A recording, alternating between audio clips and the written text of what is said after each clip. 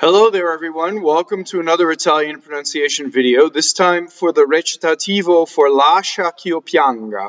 We will explore some ideas to help you get started on singing more precise Italian and also discuss proper open and closed vowels and hidden non-written Italian pronunciation code such as phrasal doubling and assimilation.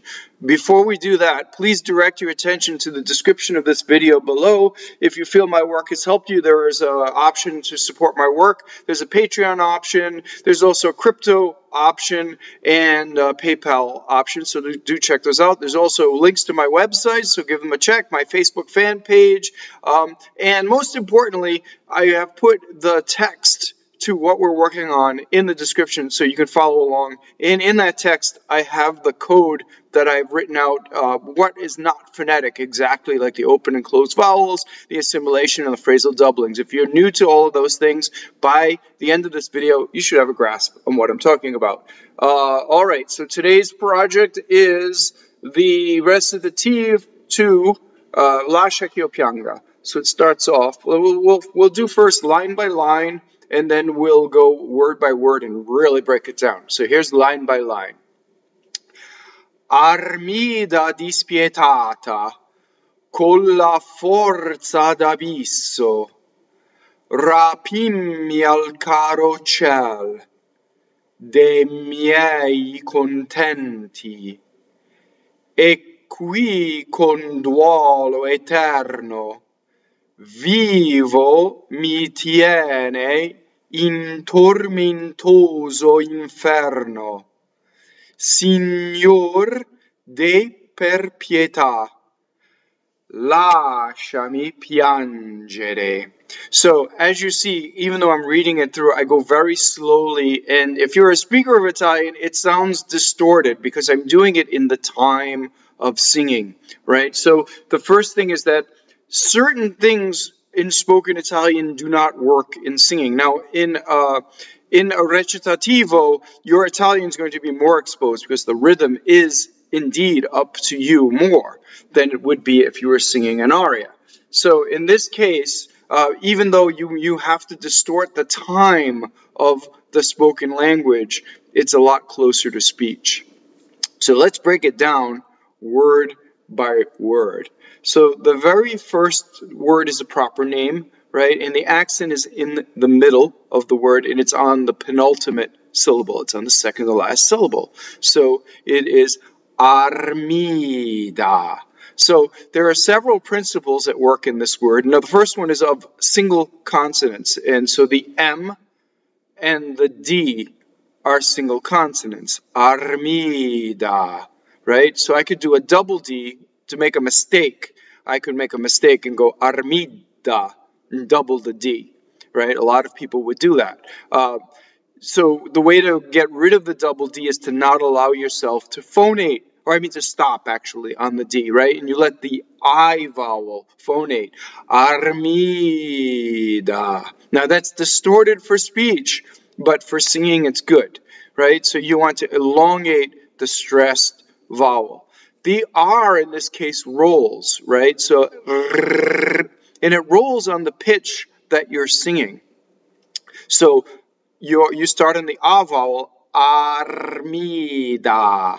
So rolls, right? And in some cases, I'll hear people roll that correctly, but then move to an American R position, Armìda, like that. So you don't want to collapse. You want to stay in the space of the A, Armìda. So you see what I mean? You're staying right there. So now let's talk about the A vowel in Italian. A is always A, right? And when we have two A's in an English word, especially in American English, we will compromise or harmonize. For instance, America, we go to right? It's not but in Italian, that first A is the same as the last A, right? So Armìda. It's very easy for a non-Italian to say Armìda and neutralize. So those are the principles for those words. Next word dispietata. Again, we have single T's, right? So the first mistake I will hear would be dispietata with a double T. So how we get a double T is we stop before the set T. We go up to it, and even though we're not doing two T's, if we stop, it's double T. And in this word, it would be incorrect. Dispietata. So the ah before the T is what you want to elongate to get to single T. Dispietata. Right? Again, distorted for speech, but this is how you're going to sing, because the singing actually slows things down. Even if you're going very fast singing, it is still slower than speech. Now, one of the things you can say when you're speaking is the S on the first syllable, dispietata. When you sing, you have to be very careful to put the first note is D, and then the second note has the S. Dispietata. So it's like this. If you practice separating what is on each syllable and being very careful about that, your Italian will sound much better in this word. Dispietata. Dispietata. Now that's very slow and again distorted, but I'm being very careful about what goes on each word. So if I want to go faster, now dispietata, dispietata. If I'm singing it fast, now it is still clean. Okay, so here's a couple more things about this word. The I is invisible. It's a semivowel. It makes a Y, right? So spie. It's just there to make a glide into the E, right? But when you see it in IPA, it's written as a Y. And if you think about an American Y, it's too low. Dispie, down there. It comes from E in Italian. D, and if you went, actually you said the E, as you would not do if you were saying it properly. Dispie. That is the position for the Y. Ie. Dispie. See, so you start there. We already did the ahs. Okay, so let's go on to the next word. So now we have a double L. Colla. Colla. Okay, so the O is a small O or a closed O versus the next word, fɔrza, which is aw, like AW in English, like I saw, right, without the glide. This one is like the O in Joe. So that is made with the normal O in IPA, right? And then the IPA for the open one is the broken circle O. Ah. Okay, so this one is colla. And I mentioned that there's a double L. How do we do a double L? Well, by phonating on the L and holding the tongue in the L position, we get double L. Like that. So single L, colla. Double L, colla. So you hear the difference and you can feel the difference because when you do double L, your vocal cords go. Colla. Okay, so it's very important to make this distinction because words change meaning in Italian according to whether it's single consonant or a double consonant. You want to be precise. Okay, so if you put a single L where there's double L or a double L where there's single L, you're not going to be understood and your Italian will not be beautiful. Colla. Okay, double L.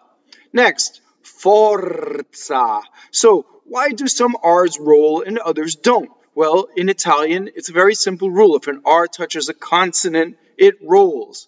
Fɔrza. This R touches the Z. Right? Now, in Italian, Z makes a TZ like Mozart, or in pizza. It also makes a DZ, and it is another non-phonetic thing in Italian. In this case, it's fɔrza, za, right? So, fɔrza, going on. D'abisso, d'abisso. Now, double S can be very ugly when you sing. You have to be most careful with S. How you distribute your vowels and your consonants. So d'abisso, this is the way you sing. You can say d'abisso when you speak. D'abisso. You have to distort the E. You have to make it longer when you sing. Okay, going on. Now we have double M, rapimmi, and it follows the same principle as double L. So when you make double M, you make it by continuing the phonation, right? So some doubles we make by stopping the phonation, like a double T. Tutto. We stop the phonation. Rapimmi, we continue the phonation. So double consonants are formed different ways in Italian. So M is like double L. Single M would be rapimmi. So I wouldn't let the M do that for even a millisecond. Rapimmi, double M. Okay, going on. Al caro. So A-L, al. Very simple principle, right? We have an A and an L. Caro. Notice that this R does not roll. Why? This R is between two vowels. So R's that are between two vowels flip, and R's that touch consonants will roll. Seems like a very simple principle. I can't tell you how many different people I have encountered who have a hard time keeping this straight, right? So just have a day. Have an R day where you go through your score, you go, this R is rolled, this R is not rolled. All right, so in this one, caro, dear, or expensive, depending on the context of the word. Caro, dear, right? Caro is something different, right, with two R's. Ciɛl. Here we have a semivowel again, C-I. It's just there to make it soft. It's just soft. Ciɛl, right? So, ciɛl, right? The E is an open E or a big E, okay? So, there are two E's in Italian. There's one that's like, hey, right? That's closed E, right? And then there's one like head or ed, and that's open, versus A, right? I'm making a huge difference. When you hear an Italian speak, it's a lot closer, right? And for singing, you just don't want to make one obvious when it's wrong, right? So the thing is, when a word is stressed, when a syllable is stressed, the stressed syllable can either be open or closed, and there is no rhyme or reason to it. You have to memorize either that or just double check. I've also left a link to a dictionary that's online where you look up every word. It's in Italian. It's on the RAI site. It's the DOP. You can type in any word, and it'll tell you if it's open or closed. Now, they use accent grave, like in French, or accent aigu, to show you whether it's open or closed. So the one that's grave is open, the one that's aigu is closed. But it's a very useful site. You can check it out. So, ciɛl, open, right? De miɛi. So usually after a semivowel, if you have an E, it's going to be an open E on a stress. Miɛi. And in this case, you have to get the E, the A, and then the E. Miɛi. Going on. Contɛnti. So you have closed O on the unstressed, and then you have an open E. Notice that both ends double. Why? Because they follow the principle of R. They double when they touch a consonant. N. Contɛnti. So you have bones in your face resonating when you do these ends. Okay? Now, I exaggerated. It's very long, but it's very good to practice. And when you sing, you're on syllables longer than when you speak. So to make your Italian intelligible, you have to do these things. Next, you have the word qqui, Q-U-I, qqui, and then you have the word before it, a, right? So qqui, right, is and. So the word one syllable E that is closed, that is a, is and. The one that is open, a, is. He is, it is, she is. A is and. That's if you know no words in Italian with open and close, you have none memorized. These are the first two you should memorize because it makes a big difference, right? Not only that, there are words that are monosyllables, one-syllable words, that cause the next word, if it starts with a consonant, to double. So in this case, we have qqui. Now, I did that very, very slightly, and I did not stop my forward motion, right? Qqui, right? Very, very, very slight, right? And even this, I'm exaggerating it to demonstrate it. So if you listen to an Italian speak, you will hear these doublings in their speech. And in the singing, it is brought out a little bit, right? If you do it too much, it becomes heavy or vulgar, right? So you want to use examples of Italian singers to hear how it's done. I just want to show you that it's there, right? That this tends to happen. Now, Evelina Colorni noted this, a very, very important Italian coach who came to New York City in the beginning part of the 20th century, and she wrote a book called Singer's Italian, and she listed all of the words that cause phrasal doublings. And she noted that the phenomenon was because of the word preceding another word that it made it double. Now, I made a video on that, and I'll link that to the description if you want to check it out. It has all of those doubling words. So here's the problem. Qqui is also a doubling word, and you have two in a row, so it presents you with a choice. So you could say, e qui con duɔlo etɛrno. See, I doubled the Q, right? Or I can say, e qui con duɔlo etɛrno. So I let the qqui, which is also a strong word, double. I could not, when I sing, say e qui con and do both, because now it's really too much, and it's excessive, and it's ugly, and anything that's excessive becomes vulgar. So I hope that sorts out very beginning doubling for you. Okay, so I'll write both choices down in the description, and I'll put the second one in parentheses. Going on, con, con, duɔlo.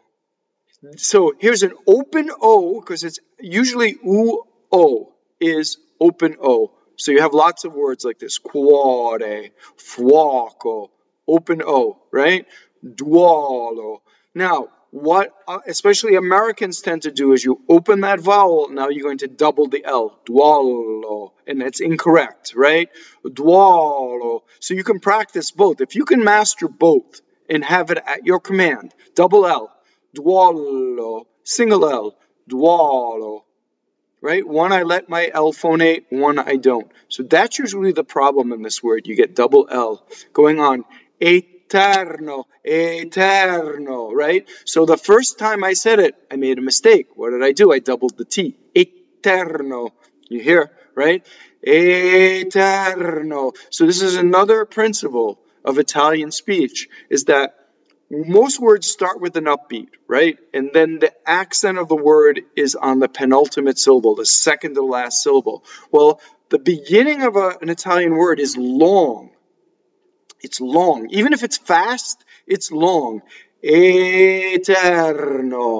Did you see what I mean? That vowel is long. Etɛrno. In English, it doesn't happen that way, and that's just the way we speak. We shorten, right? So the beginning of a word is long. The end is short. Etɛrno. See? So the end is short, right? So this is why there is a practice in lots of classical music, Mozart, Beethoven, of orchestras shortening the final note value. It goes along with Italian speech. So if you see a quarter written, most orchestras will not play a quarter note. They will play a dotted eighth note at the end. Otherwise, it sounds heavy. You can try it. You know, if you play piano, play a Mozart sonata and play all the notes exactly as written. You'll notice, oh, wait a minute, I've been cutting those short. Well, it's because the Italian sentence, the last syllable is short, right? So, e qui con duɔlo etɛrno. There, that's the whole sentence. Okay, going on. Vivo. Notice that the accent is on the V, and I'm distorting again for singing vivo. Now, mi is a weak monosyllable. So, if you double the T in this instance, you are incorrect. Mi, me. So actually the weak monosyllables are way fewer than the strong monosyllables. And again, if you want to check it out, you can check out my video on this subject. Mi tiɛne. So the E after semivowel in most verbs is going to be open. Tiɛne. I-N, in.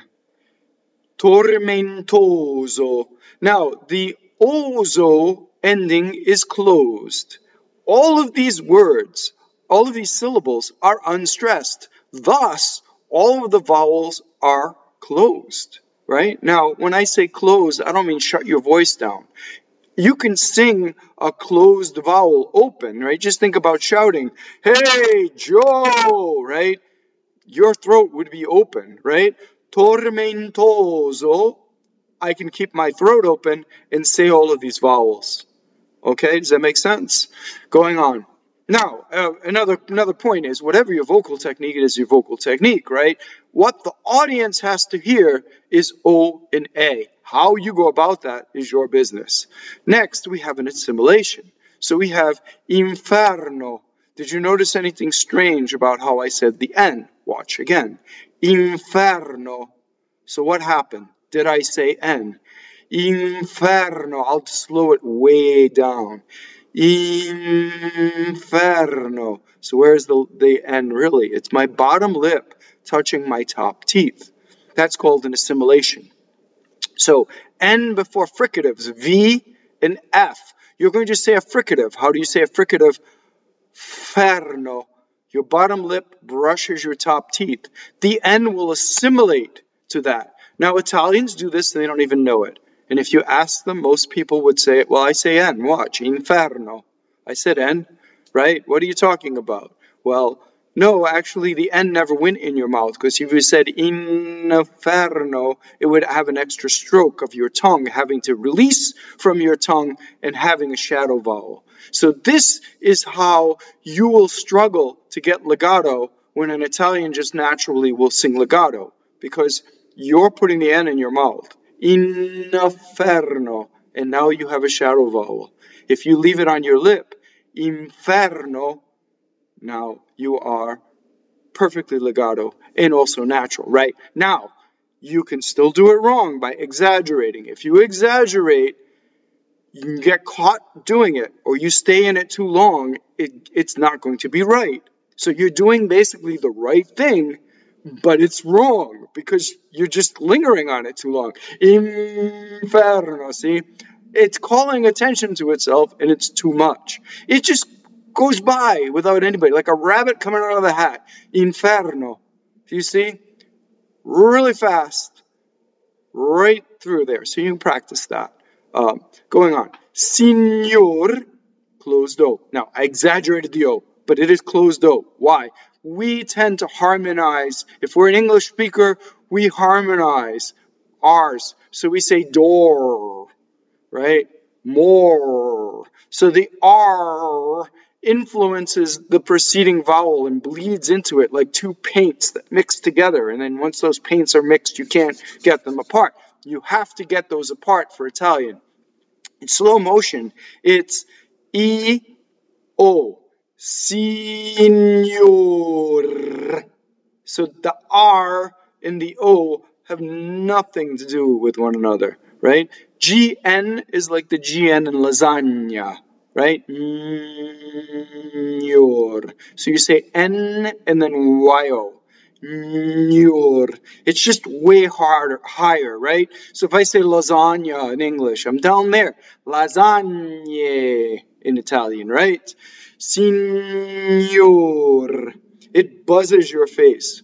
Okay? D-E-H is one of those interjections that causes a phrasal doubling. And it's da. Da per pietà. So P-E-R does not rhyme with per. It is a, right? Hey, right? Per. Per pietà. Now, here we have an accent on the last syllable. Though this word used to be pietà, and for the poetry they cut it off, right? And for modern Italian, it is a truncated word. So it has the stress on the ultimate syllable. pietà. Okay, so we've now gone through the.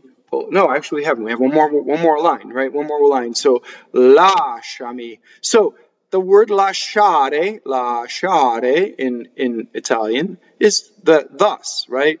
When it's sung, it has to be exaggerated a bit, right? So you can say lasciare. And when you sing, you have to make sure you separate the a from the sh, like it's a double consonant, right? Lasciare, lasciami.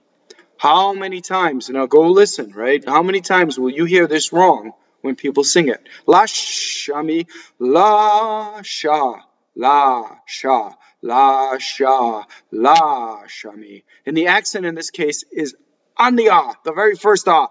Lasciami, right? Piangere. So again, piangere, to cry. Piangere. So the accent is on the a, and the a is closed. Piangere. Now, ge is j. Ga, you need an h to make it hard, right? And that's because of vowels, right? So the vowels a, o, and u are hard, right? So you need an I to make them soft. So if I use ka, ko, ku, co, ca, cu, right? To make them soft, I have to put an I there. Cha, semivowel, right? Now the opposite happens with the soft vowels. They are naturally soft. So those are E and I. Che, chi, right? And to make them hard, you need an H. K, ki. Okay? So that covers that. So piangere, soft E, it's J. Same thing with G, right? So it'd have to be G-H-E for it to be gay, right? To be hard. Piangere. Alrighty. So you made it to another video, the end of another video, and if you feel you have benefited from my work and you've saved some money, why not head over to Patreon or Subscribestar to support my work? There you may donate as little as a couple dollars a month, and your support is very appreciated and helps me very much in the creation of new videos. Also, you may support me by subscribing, sharing, and liking the videos. Sharing especially helps YouTube recognize that this channel is relevant. Remember that nothing takes the place of a great live coaching, so why not show off your new Italian pronunciation skills to your coach or teacher. Your coach or teacher will be very happy to able to now spend more time on music rather than pronunciation. Well, thank you for watching again. Don't forget to comment, give me your request. This video is actually as a result of a request. So don't be afraid to give me your requests in the comments and like and subscribe. Thanks for watching.